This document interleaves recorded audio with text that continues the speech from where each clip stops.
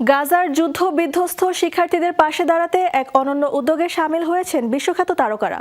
Nikola কাফলা এবং পাপা এসিদু সহ বেশ কয়েকজন আন্তর্জাতিক তারকা এবার হাত বাড়িয়েছেন মানবিক সাহায্যে। যুদ্ধক্ষেত্র থেকে লন্ডনের ক্লাসরুম, মানবিকতার এই নতুন সেতুর পেছনের গল্প নিয়ে এবারের প্রতিবেদন।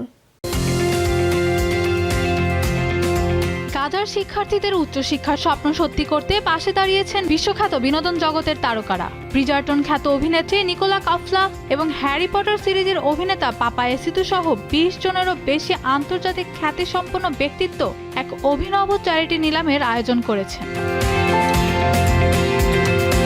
চ্যারিটি সংস্থা ফিনিক্স স্পেস পরিচালিত এই নিলামটি আনুষ্ঠানিকভাবে শুরু হচ্ছে 27 জুলাই।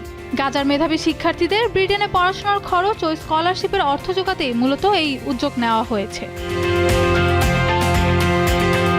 এই নিলামে তারকাদের কাছ থেকে সংগৃহীত বিশেষ ও স্মরণীয় স্মারক কেনাবেচা করা হবে।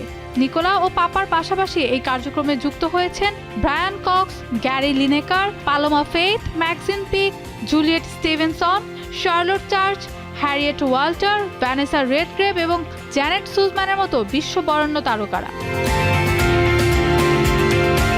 যুক্তরাজ্য সরকার সম্প্রতি ঘোষণা দেয়, গাজার শিক্ষার্থীরা চাইলেই ব্রিটেনে এসে পড়ালেখার সুযোগ পাবে, তবে শর্ত থাকে যে তাদের সম্পূর্ণ অর্থায়িত স্কলারশিপ থাকতে হবে। কিন্তু চলমান সংকটের মুখে বিপুল অর্থ জোগাড় করা শিক্ষার্থীদের জন্য প্রায় অসম্ভব হয়ে দাঁড়িয়েছিল। তারকাদের মতে, যুদ্ধ পরিস্থিতি শিক্ষা গ্রহণের অধিকারকে কেড়ে নিতে পারে না। গাজার তরুণ সমাজের ভবিষ্যৎ যেন অনিশ্চয়তায় না হারিয়ে যায়, সেজন্যই বিশ্বের বিনোদন জগতের এই মহৎ উদ্যোগ। নিলাম থেকে সংগৃহীত অর্থ সরাসরি শিক্ষার্থীদের স্কলারশিপ ও ইউকেতে যাওয়ার প্রয়োজনীয় খরচে ব্যবহৃত হবে। Mahbuba Mostarin, showbiz tonight.